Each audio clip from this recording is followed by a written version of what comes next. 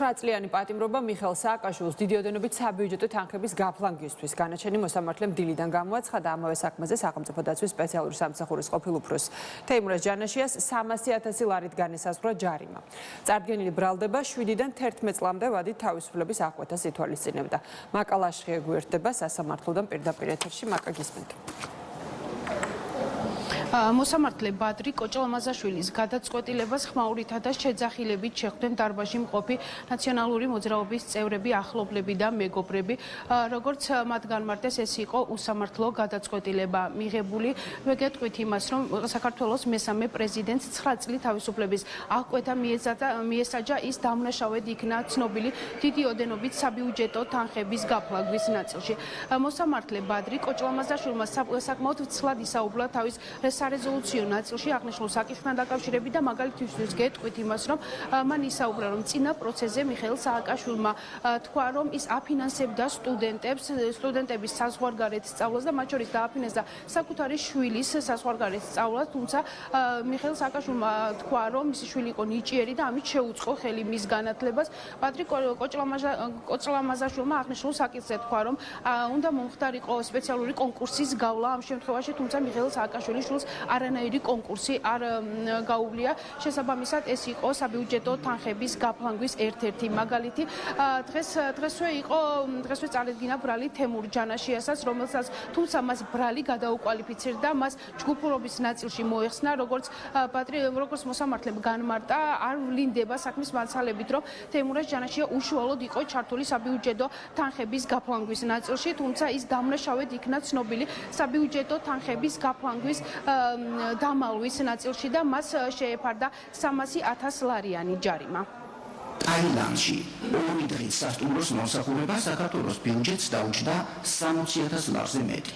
სინგაპურში 2 დღის სასტუმროს მომსახურება საქართველოს ბიუჯეტს დაუჭდა 40,000 ლარზე მეტი. ლაკპიზის ერთ-ერთი კერძო კომპანიიდან დაქირავებულია იახტა და იახტით მომსახურება საქართველოს ბიუჯეტს დაუჭდა 25,000 ლარზე მეტი. მიხეილ სააკაშვილის ოჯახის წევრებისა და ნათესავების მომსახურებაზე გაწეული ხარჯი სამსახური დოკუმენტაცია. მე გავგულისხმობ მხოლოდ მეუღლესა და შვილებს, რომლებზედაც მილიონზე მეტი ლარია დახარჯული საქართველოს ბიუჯეტიდან, მაგრამ მე ვგულისხმობ ამ შემთხვევაში მაგალითად დედას, ბებიას, ბიძას და ასე შემდეგ, რომელთა მომსახურებაზე, მაგალითად, მათთვის ავიაბილეთების შეძენა, მათი სასტუმროს მომსახურება, რომელიც საქართველოს ბიუჯეტს დაუჭდა რამდენიმე 10,000 ლარი. ისეთ პირად სტუმრებს, როგორც იყვნენ მაგალითად ნატალია ბუსავა, ქრისტინა ბუსავა, ქსენია უსროვა და ასე შემდეგ მრავლად იყვნენ.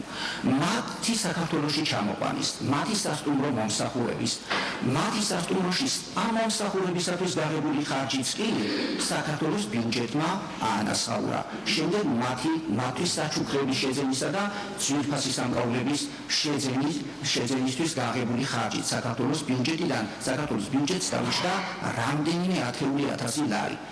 არც ეს ხარჯი არ არის ქვეყნის ინტერესების შესაბამისად დაღებული ხარჯი. თეიმურაზ ჯანაშიასთან მიმართებით მინდა აღვნიშნო, რომ საქმის მასალებით არ გინდება, რომ მან უშუალოდ გახარჯა საბიუჯეტო თანხები. მას არც პირადად და არც მიხეილ სააკაშვილთან ერთად არ მოუხდენია აღნიშნული საბიუჯეტო თანხების ხარჯვა. შესაბამისად, იგი გაფლანგვის თანამსხვრებლად ვერ იქნება მიჩნეული და შესაბამისად მიხეილ სააკაშვილსაც გაფლანგვის ჯგუფურობის მაკვალიფიცირებელი გარემოება უნდა ამოერიცხოს. თეიმურაზ ჯანაშიას ქმედებაში სახეზეა არა გაფლანგვის, არამედ სამოხელეო დანაშაულის ნიშნები, ისეთი დანაშაულის, როგორიც გახლავთ სამსახურებრივი უფლებამოსილების ბოროტად გამოყენება, რომელიც გათვალისწინებულია საქართველოს სისხლის სამართლის კოდექსის 332 მუხლის პირველი ნაწილით და მან სწორედ ამ დანაშაულის ჩადენისათვის უნდა აგოს პასუხი. მიხეილ სააკაშვილი ცნობილი იქნეს დამნაშავედ საქართველოს სისხლის სამართლის კოდექსის 182 მეორე მუხლის მეორე ნაწილის D ქვეპუნქტითა და მესამე ნაწილის B ქვეპუნქტით გათვალისწინებული დანაშაულის ჩადენისათვის და სასჯელის სახით დასვენად განესაზღვროს 9 წლით თავისუფლების აღკვეთა. მასვე 3 წლის ვარით ჩამოერთვას სახელმწიფო სამსახურში დანიშნულითი თანამდებობის დაკავების უფლება. საქართველოს სისხლის სამართლის კოდექსის 59 მუხლის მეოთხე ნაწილის საფუძველზე ამ განაჩენით დანიშნულმა სასჯელმა შთანთქოს თბილისის საქალაქო სასამართლოს 2021 წლის 17 ნოემბრის განჩინებით განსაზღვრული სასჯელი და საბოლოოდ მოსახდენად განესაზღვროს 9 წლით თავისუფლების აღკვეთა და 3 წლის ვადით ჩამოერთვას სახელმწიფო სამსახურში დანიშნულითი თანამდებობის დაკავების უფლება.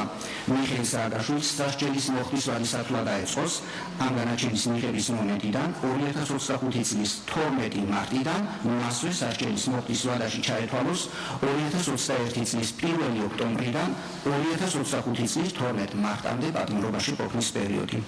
თეიმურაზ ჯანაშიას ქმედება დაკვალიფიცირებული საქართველოს სისხლის სამართლის კოდექსის 332 მუხლის მეორე ნაწილის A და D ქვეპუნქტებითა და მესამე ნაწილის B ქვეპუნქტით გადაკვალიფიცირდეს საქართველოს სისხლის სამართლის კოდექსის 332 მუხლის პირველ ნაწილზე.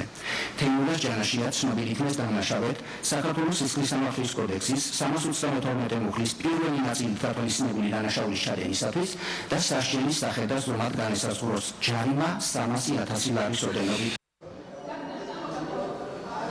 რაც შეეხება მხარეთა პოზიციებს, მიხეილ სააკაშვილის უფლებადამცველი ბექა ბასილაია დღეს აღნიშნავდა, რომ მოსამართლემ მიიღო ქართული ოცნების მიერ ნაკანახევი გადაწყვეტილება და მისი დავალება იყო, რომ სანამ ქართული ოცნება არის ხელისუფლებაში, მიხეილ სააკაშვილი უნდა იყოს ციხეში. რაც შეეხება პროკურატურის პოზიციას, პროკურორი დღეს ამბობდა, რომ საქმეში იყო მტკიცებულებები საკმარისი იმისთვის, რომ მიღებული ყოფილიყო აღნიშნული გამამტყუნებელი გადაწყვეტილება. პროკურორი ასევე ამბობდა იმას, რომ არ შეიძლება საპატიოდ ჩაითვალოს საბიუჯეტო თანხების გაფლანგვა იმ შემთხვევაში, როდესაც ის მიხეილ სააკაშვილის და მისი ახლო გარემოცვის პირად ფუფუნებას ემსახურებოდა. რაც შეეხება თეიმურაზ ჯანაშიას ნაწილში ბრალის გადაკვალიფიცირებასთან დაკავშირებით, პროკურატურა აპირებს, რომ აღნიშნული გადაწყვეტილება შემდგომ ინსტანციაში გაასაჩივროს.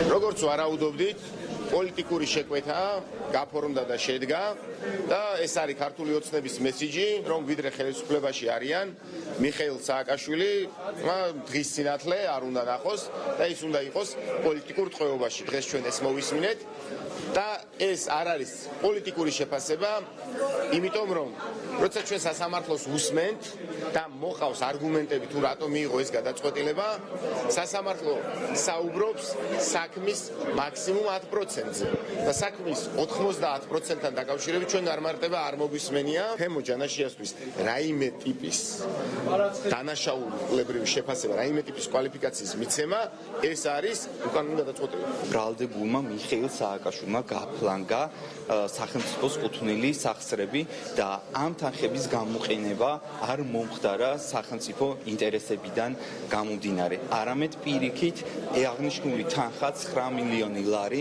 ემსახურებოდა მიხეილ სააკაშვილის, მისი ოჯახის წევრების და მისი გარემოცვის კომფორტს და ფუფუნების მოთხოვნილებების დაკმაყოფილებას. რაც შეეხება ჯგუფურობის მოხსნას და ბრალდებულ თეიმურაზ ჯანაშიას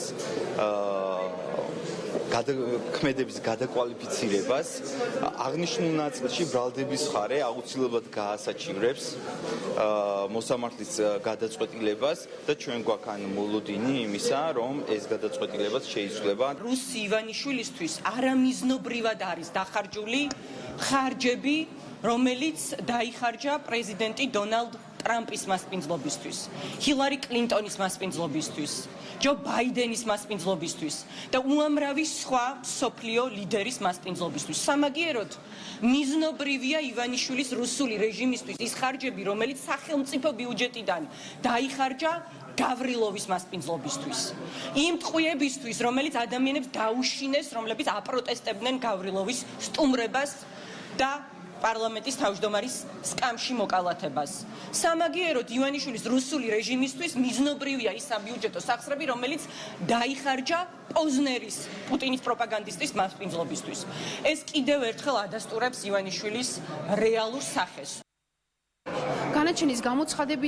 განაჩენის გამოცხადებიდან მალევე გაავრცელა განცხადება სოციალური ქსელით საქართველოს მესამე პრეზიდენტმა მიხეილ სააკაშვილმა, როგორც მან აღნიშნა, აღნიშნულ საქმეში მის წინააღმდეგ არ არსებობდა არანაირი მტკიცებულება და ის არის ბიძინა ივანიშვილის პირადი პატიმარი და მან ასევე აღნიშნა, რომ ის ქვეყნის სიყვარულისთვის დაისაჯა. მადლობა, მაკა მაკალაშხია იყო პირდაპირ ეთერში.